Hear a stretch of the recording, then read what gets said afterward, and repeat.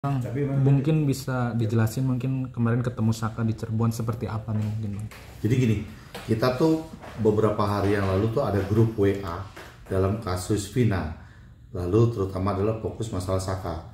Di dalam grup itu ada Bu Titin dan juga ada Bang Farhad. Kita saling diskusi di dalam grup itu. Artinya si Bu Titin ini kan menangani kasus Saka itu dari awal. Dialah yang jadi pengacaranya Saka dari tahun 2016. Lalu karena empati, karena kita peduli dengan kasus ini, kemarin saya dari Jogja karena lewat via darat saya mampir ke Cirebon, ketemu dengan teman-teman semua di sana, termasuk Bu Titin. Lalu saya diskusi, saya ingin tahu dulu kasusnya seperti apa nih, kejadian kronologisnya 2016. Lalu Bu Titin mengeluarkan berkas-berkas semuanya, dari mulai putusan, terus dari mulai forensik, dari mulai apa, dikeluarkan semua oleh Bu Titin. Lalu hasil diskusi saya bilang, sebelum saya menerima kuasa dari Saka, saya ingin kenal dulu dengan Saka. Saya pengen tahu cerita Saka. Akhirnya malam itu kita berkunjung ke tempat Saka. Saya tanya Saka, apa yang dialami Saka, lalu seperti apa kronologis yang terjadi 2016. Lalu cerita Saka ke kita, seperti yang disampaikan Saka juga di beberapa media, bahwa terjadi penyiksaan oleh Saka. Jadi ketika Saka ditangkap, kan dibawa ke Polres, dalam beberapa hari, setiap hari Saka mengalami penyiksaan, yang kakinya dijepit, tangannya dijepit, bahkan disuruh minum air seni kan oleh oleh pihak kepolisian. Itu yang dialami oleh Saka sebelum dikirim ke Polda Jabar. Nah itulah yang saya tahu dari kejadian Saka. Terus saya tanya lagi, Saka kenal nggak kan dengan korban? Kan Saka bilang dia nggak kenal dengan korban gitu. Saka bilang dia nggak kenal dengan korban. Bahkan malam kejadian itu Saka bilang dia ada bersama Jaka, kakaknya, dengan nginep di tempat padinya. Itu yang diceritakan oleh Saka. Tapi kan kalau Saka sendiri nih sampai sekarang mungkin bisa dibilang ngotot nih, gue itu gak ngebunuh gitu. Karena mungkin dari abang sendiri, dari dengar ceritanya itu, percaya gak sih Bang apa yang dikatakan Saka? Saka itu waktu berusia 15 tahun. Kan berusia 15 tahun, lalu secara status ekonominya juga ekonomi yang sangat rendah. Dia ini cuma seorang kuli bangunan. Kan bagaimana dia bergabung dengan kelompok geng motor, sementara secara strata sosial aja udah berbeda. Nah terus kejadian malam itu Saka bilang dia tidak berada di lokasi dan dia nggak ngerti, kan dia tuh disuruh dipaksa untuk mengakui kejadian yang nggak pernah dialami. Dia dipaksa untuk mengakui, Saka bilang begitu. Tapi katanya mau ini Bang, abang kan jadi kuasa hukum nih, katanya mau majukan PK ya kalau saya. Nah langkah-langkah kita adalah kan Saka ditangkapnya umur 15 tahun. Dia divonis 8 tahun penjara, kan dia jalanin 3 tahun 8 bulan karena ada pengurangan pas zaman Covid kemarin itu loh. Zaman Covid kemarin dia ada pengurangan. Nah, lalu untuk menempuh kehidupannya Saka di masa akan datang, kita ingin merehabilitasi namanya Saka. Artinya dengan berbagai novum, dengan berbagai bukti-bukti, kan kita akan lihat, kita akan melakukan upaya peninjauan kembali. Artinya mengembalikan nama Saka, merehabilitasi nama Saka. Dan kalaupun Saka tidak bersalah dalam bukti-bukti novum baru kita yang akan kita dapatkan ini, kan bebaskan Saka, itu aja. Tapi abang melihat ini ada pelanggaran HAM nggak sih Bang yang terkait dari salah tangkap ini Bang? Ya udah pasti, kan udah pasti. Lalu yang menariknya kan bahwa ini kan ada 3 DPO, kan dalam berkas perkara tuh ada 3, bahkan ada 5 dia, ada nama Panji dan sebagainya. Kalau Bu Titin kasih lihat saya di berkas perkara, ya kan yang pasti misalkan ada 3 berkas perkara, ini nih yang DPO. Kenapa sih ditangkap sekarang cuma 1? Yang namanya Peggy, yang 2 kemana? Bahwa ada statement, ya kan yang 2 itu adalah fiktif. Nah kalau ini fiktif, apa kronologis yang selama ini juga fiktif? Kan itu pertanyaan kita. Makanya kita akan buktikan dengan nanti kita akan PK, memanggil ahli pidana-pidana terkenal, artinya diskusi dengan kita, guru-guru besar diskusi dengan kita, bahan seperti apa yang akan kita ajukan untuk menuju PK. Nah, kok sekarang cuma 1? Lalu yang menarik lagi bahwa Saka bilang ketika itu dia ditanya oleh penyidik, kenal gak yang namanya Peggy? Dikasih unjuklah fotonya Peggy. Nah, Peggy yang dikasih unjuk fotonya itu oleh penyidik, menurut Saka kemarin waktu saya bertemu, berbeda dengan Peggy yang ditangkap sekarang. Berbeda dengan Peggy yang ditangkap sekarang. Saya tanya, di mana bedanya? Ya kalau dulu Peggy yang dulu tuh Pak ada yang dikasih lihat tuh apalah pokoknya bedanya di mana di kuping atau di apa. Ya saya lihat banget katanya Pak Krisna, ini beda banget Pak sama yang ditangkap sekarang. Peggy yang ditangkap sekarang dengan Peggy yang dikasih unjuk fotonya waktu saya di kantor polisi itu beda, kata Saka gitu. Tapi kalau ini pengakuan dari Saka sendiri ada intimidasi atau semacamnya nggak sih selama dia ditahan, atau mungkin ada perlakuan yang Itu dia disiksa, setiap hari disiksa. Ya kan saya tanya, disiksanya tuh pada saat-saat kapan? Biasanya pagi hari Pak, pagi hari setelah setelah habis piket atau apa gitu. Saka bilang, mulai katanya saya disiksa tuh Pak, katanya disiksa. Terus dikasih air kencing katanya, kasih air kencing, terus disuruh muter minumin katanya dengan beberapa orang. Nah sementara yang memberatkan Saka itu adalah pernyataan dari Sudirman. Pernyataan dari Sudirman yang memberatkan Saka. Nah sementara Sudirman menurut keterangan Bu Titin nih, anak ini idiot katanya. Tapi kenapa dipaksa untuk memberatkan Saka? Ya artinya kondisinya nih anak idiot kok bisa sampai memojokkan Saka. Tapi kenapa sih Bang menempuh jalur PK? Kan ibaratnya sudah dipenjara dan sudah dibebaskan. Apa nggak takut nanti untuk ajukan PK malah masuk penjara lagi gitu?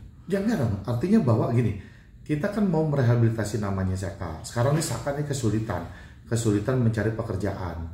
Ya kan, bahwa Saka terpidana atas kasus pembunuhan. Siapa sih yang berani menerima orang bekas pembunuh, bekas narapidana, apalagi pembunuh begini. Nah, kita lihat kejanggalan ini. Nah, terlihat kejanggalan ini buat kita akan lakukan upaya peninjauan kembali ini dengan merehabilitasi nama Saka. Kalau Saka nggak bersalah, kita bebaskan. Nah, kan lucunya lagi bahwa di dalam laporan ini kan ada dasar laporan ini bisa berkembang adanya saksi yang bernama di media tuh si Mel bukan si Aib Aib ya kan, Aib dengan Ade kalau nggak salah, Aib dengan Ade yang menceritakan bahwa dia bilang dia melihat nih gerombolan nih mengejar motor, katanya gitu kan.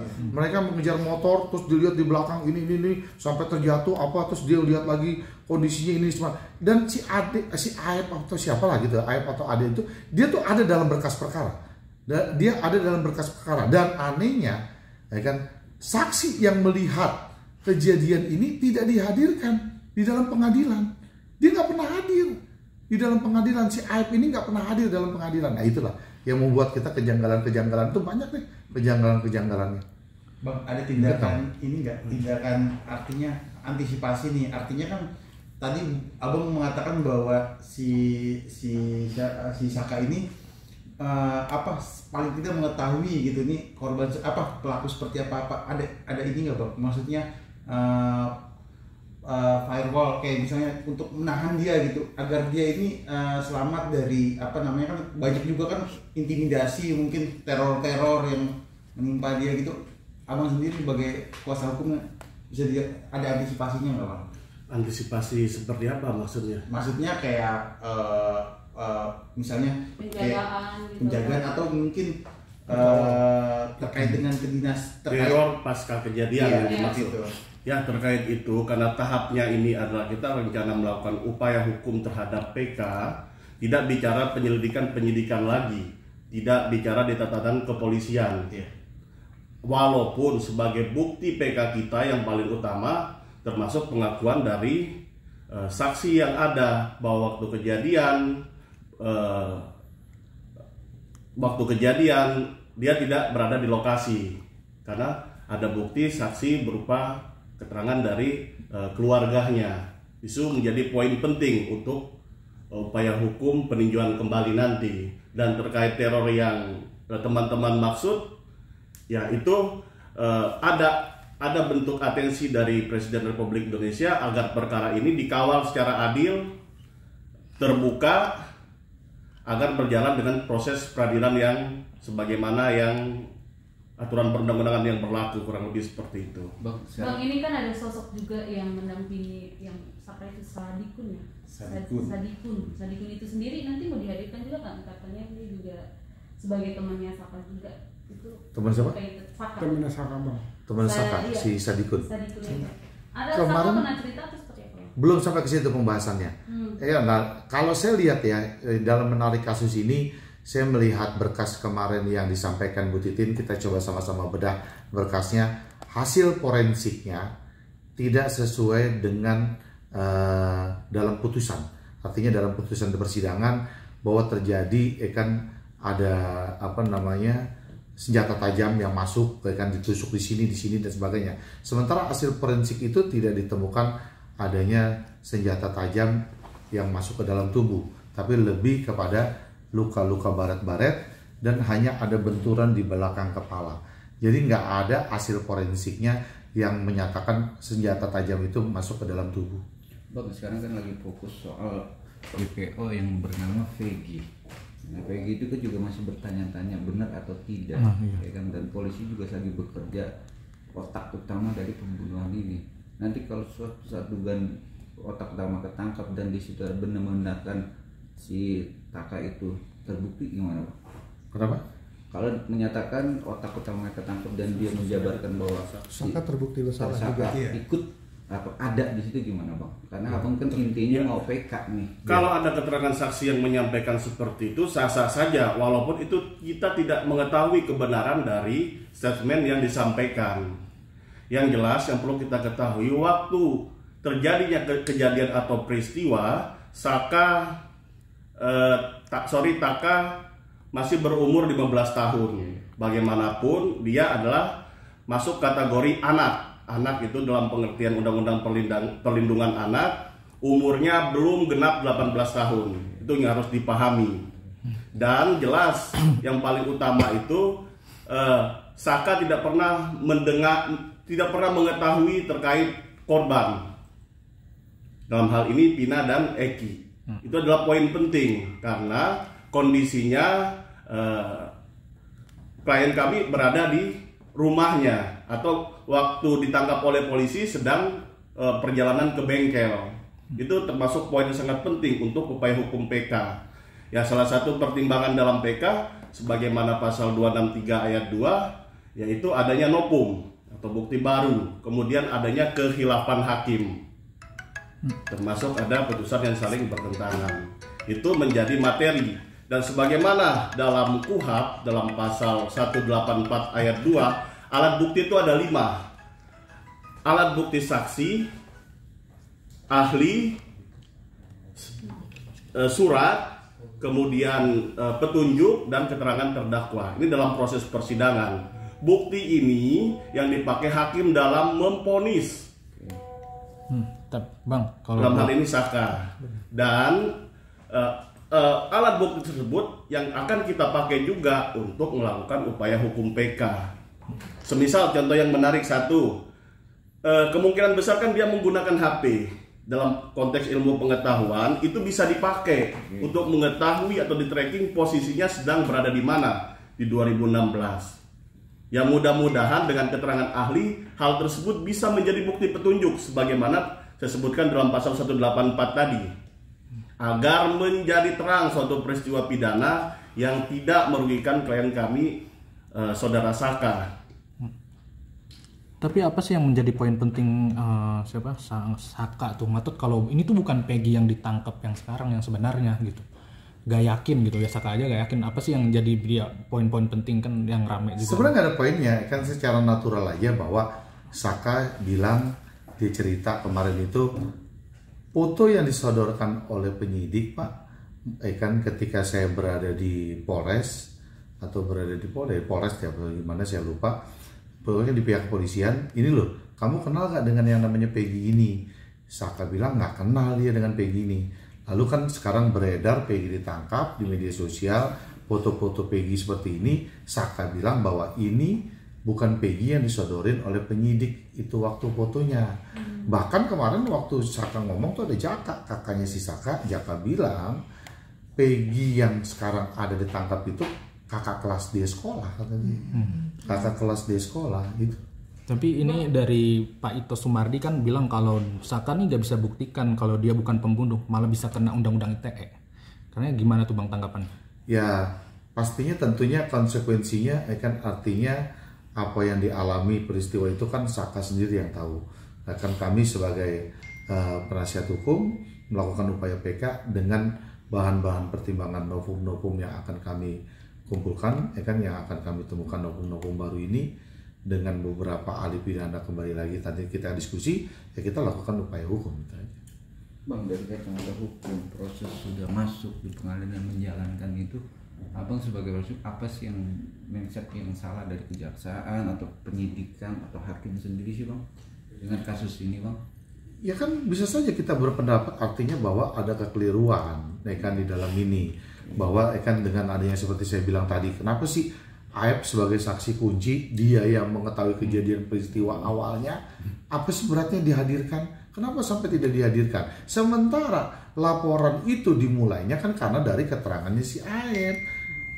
Iya dong, dari keterangannya si Aep kan, Aep itu mengatakan ada peristiwa pengejaran malam itu, ya kan dia lihat begini, terjadi begini, sehingga ya kan bapaknya korban membuka laporan itu. Nah, tapi kenapa ada di berkas perkara si Aep? Kenapa Aep tidak bisa dihadirkan di pengadilan? Ya, ada apa ini?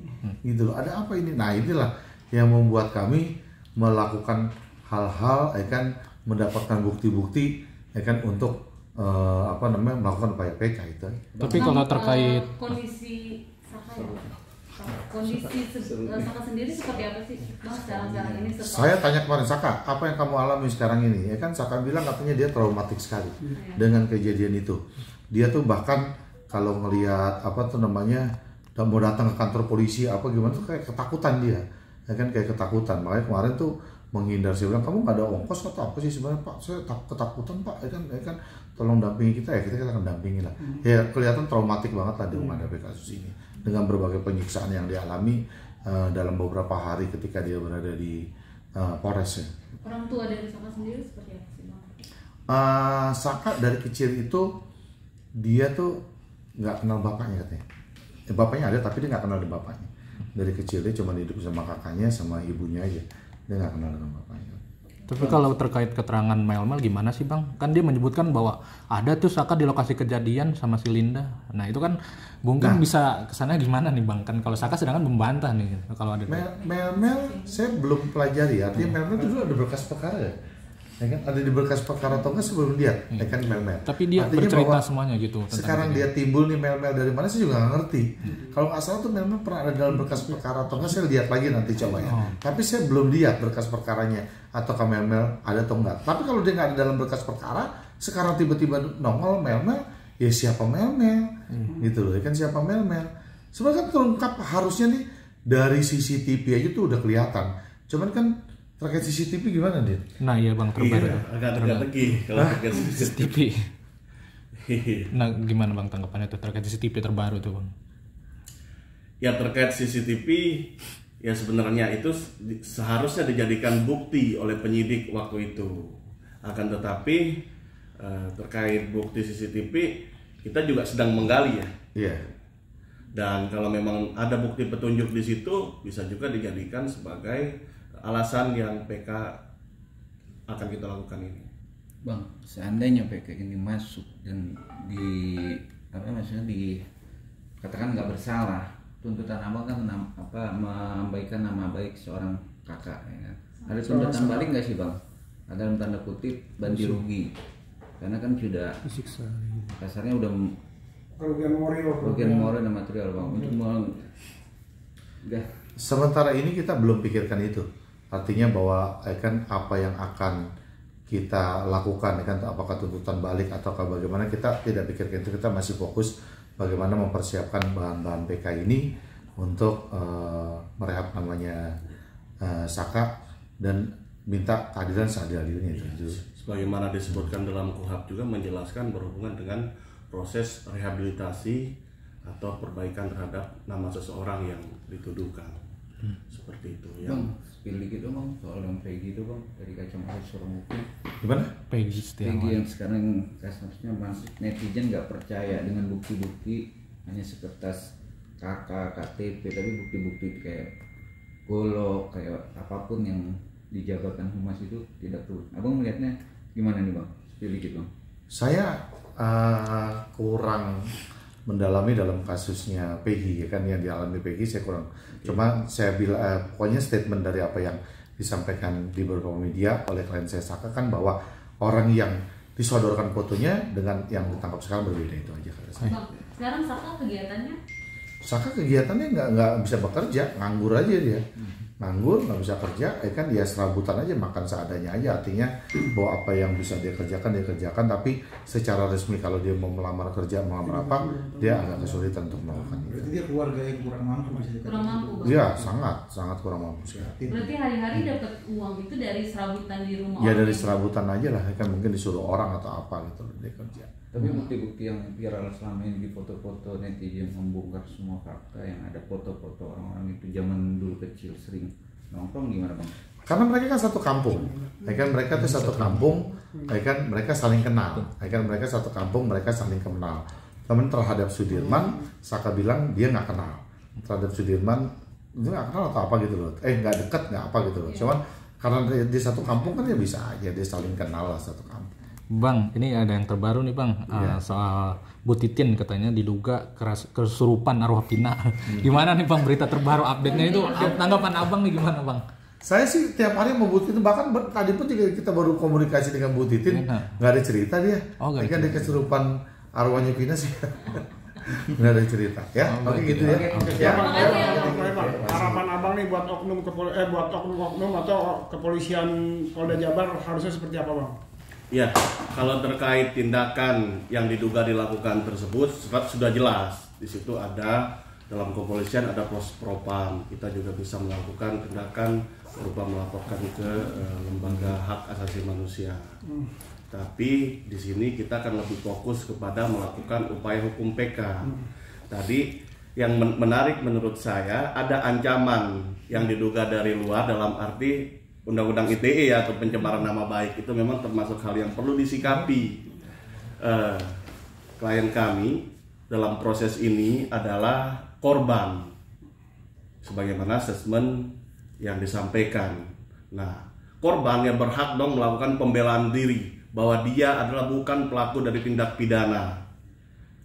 Terkait dengan ancaman seperti itu, ya hak daripada korban untuk melakukan pembelaan demi terangnya suatu peristiwa pidana tersebut. Seperti itu. Bang, satu kata nih bang, buat masyarakat, abang ini sebagai apa? Buat judul, buat judulnya bang, sebagai apa? Kuasa hukum. Kuasa hukum. Iya, kuasa hukum pendampingan, kuasa hukum PK. Sudah ada. Sudah ada, suratnya sudah ada. Kuasa hukum pendampingannya Saka di Polda Jabar dan peninjauan kembalinya Saka. Oke. Aman.